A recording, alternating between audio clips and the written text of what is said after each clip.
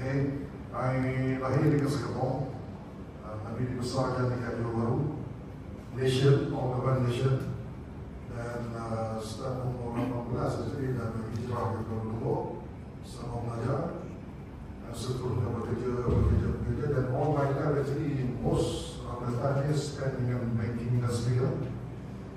So dalam banking industry ini, start daripada bank Islam dan sebagainya.